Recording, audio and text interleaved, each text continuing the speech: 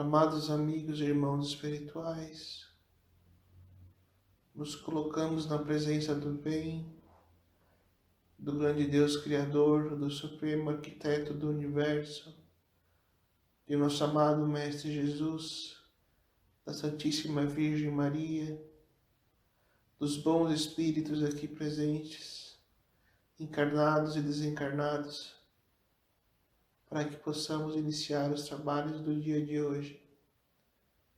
O Centro de Amparo Espiritual Luz de Maria, CAELMA, se coloca à disposição do bem, para realizar o bem, para fazer o bem e para tentar fazer o bem.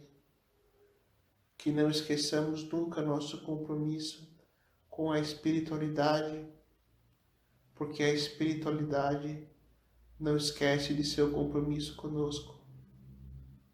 Todo aquele que assume um compromisso com a espiritualidade deve sempre saber que a espiritualidade lhe cobrará o seu compromisso, pois ela não obriga pessoa alguma a compromisso algum. E a partir do momento em que uma pessoa assume um compromisso com a espiritualidade, ela deve honrar esse compromisso. Muitas pessoas sofrem na vida de hoje por seu karma, nem tanto por karma negativo de ter feito alguma coisa ruim com alguém, mas pelo karma de não ter honrado seus compromissos para com a espiritualidade e para com as coisas espirituais. O ajustamento relacionado ao karma não tem apenas a ver com as coisas negativas, mas também com as coisas que deixamos de fazer, por qualquer motivo que seja.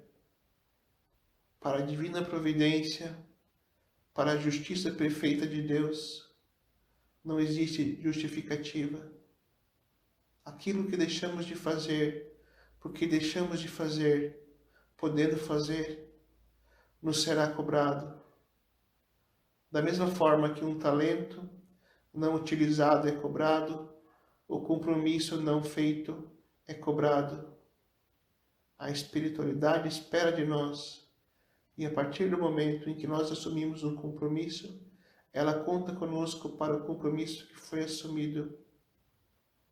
A espiritualidade não age como os seres humanos, os quais acabam sempre tendo segundas opções em sua vida.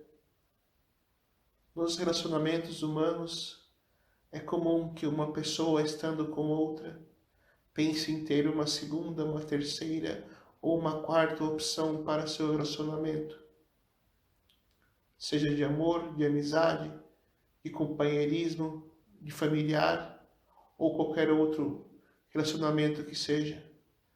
As pessoas não confiam umas nas outras e acabam deixando pessoas em secundárias opções, sempre contando que alguém irá preencher o espaço que aquela outra pessoa poderá deixar. Mas a espiritualidade não age desta forma. A espiritualidade tem a sua própria moral. E na moral da espiritualidade não existem opções secundárias. Quando alguém se propõe a realizar um trabalho para a espiritualidade irá esperar até o fim que essa pessoa o cumpra. Quer dizer, a espiritualidade não irá trabalhar com outras pessoas para realizar o trabalho que alguém se comprometeu a fazer, até que não seja mais possível que essa pessoa o faça.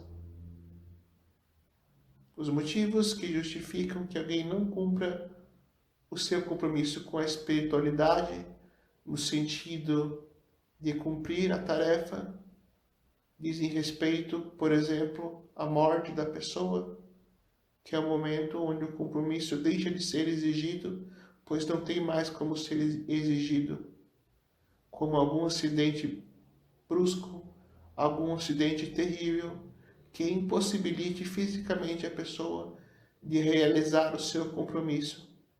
Mas enquanto a pessoa possuir movimentos físicos, Enquanto a pessoa possuir a materialidade para realizar o seu compromisso, ela deverá realizá-lo.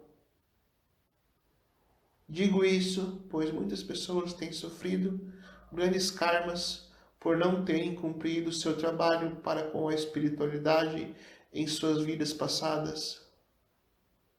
A lição pode ser simples, pode ser de fácil compreensão, mas se não houvesse tanto karma sendo cumprido no presente momento neste planeta, por isso não estaríamos aqui falando sobre isso. O sofrimento, a dor, vem não apenas pelo mal, mas pela omissão, por não ter feito bem quando deveria ter feito bem. A todo aquele que busca o seu desenvolvimento pessoal, interpessoal e espiritual, cabe buscar dentro de si memórias, lembranças de suas vidas passadas para que investigue em si mesmo se não deixou algum compromisso de lado, se não descumpriu algum compromisso para com a espiritualidade, pois isso pode estar ressoando em sua atual encarnação e lhe causando infortúnios. A espiritualidade traz este recado para que possa melhorar a vida de cada um, pois muitas pessoas têm sofrido por não terem cumprido sua palavra. A palavra dita não volta atrás. O compromisso feito com a espiritualidade também não volta atrás. Podemos sempre olhar para frente e consertar nossos erros, mas para isso devemos reconhecê-los como erros.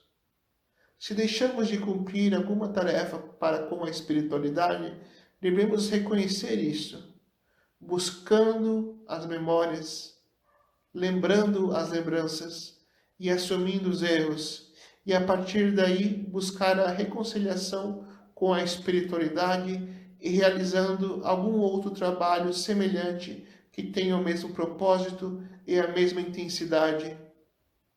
Conflitos familiares terríveis e tenebrosos decorrem de pessoas que juntas deixaram de cumprir aquilo que se propunham a realizar enquanto grupo espiritual no passado.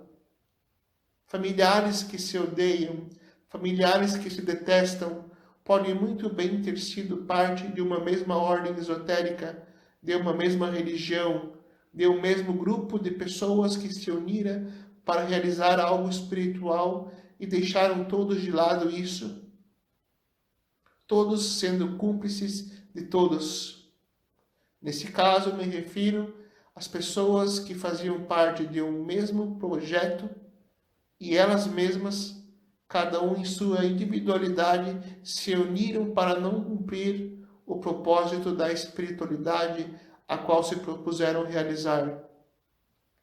Essas pessoas acabam reencarnando em mesmos laços familiares para terem que encarar em si mesmas e no espelho que se apresenta à sua frente, através do corpo material de seu familiar de sangue, aquilo que deixaram de fazer. Então, a reconciliação com a espiritualidade resulta também em reconciliação familiar, principalmente entre irmãos. Irmãos de ordens esotéricas acabam reencarnando em irmãos sanguíneos. Quando uma ordem esotérica, uma fraternidade esotérica, diz que seus membros são irmãos, não menosprezem isso, pois acabam, em um plano ou outro, efetivamente se tornando irmãos, e esse laço poderá ser cobrado. Tanto os Rosacruzes, quanto os maçons, quanto as demais escolas esotéricas que se propõem a estabelecer laços fraternos entre si, devem orientar seus membros para que não esqueçam que a partir do momento em que se unem por algo espiritual, chamando-se de irmãos, esse laço de fraternidade será cobrado no futuro. Assim, deve todo ser humano buscar dentro de si as memórias e as lembranças de seu passado para ver se não deixou algum laço desfeito, algum ponto desfeito, algo não concluído para com a espiritualidade, pois aquilo que se compromete para a espiritualidade também se compromete com a providência divina, e todos nós estamos sujeitos à divina providência divina. Quando deixamos de cumprir algo para com a espiritualidade, deixamos de cumprir algo para com a divina providência divina, a qual regula todas as ações de todos os seres deste universo. É uma grande pendência que deve ser paga, para que o espírito possa se libertar das amarras da prisão da dívida. O espírito livre não pode dever, principalmente para com a espiritualidade. A dívida para com a espiritualidade existe cada vez que alguém se compromete a qualquer tipo de trabalho espiritual, seja em qualquer religião que for, seja em qualquer ordem que for, seja em qualquer trabalho que for, e deixa de cumpri-lo. Por isso, meus amados irmãos, deixamos o recado para o dia de hoje, para que reflitam e interiorizem dentro de si se não deixaram algo pendente para com a espiritualidade. Ressaltamos que a espiritualidade não é má, não é julgadora, não é cobradora, mas o karma é uma lei divina, uma lei que extrapola todos os universos, e o ajustamento deve acontecer. Se alguém deve algo para com a espiritualidade, trate de cumprir. Não podemos viver sempre achando que devemos pagar algo ao próximo, esquecendo-se da própria espiritualidade. Paguem as suas dívidas, reconciliem-se consigo mesmo, com seus familiares e com a espiritualidade, e sejam todos felizes. Amém. Assim seja. Assim seja.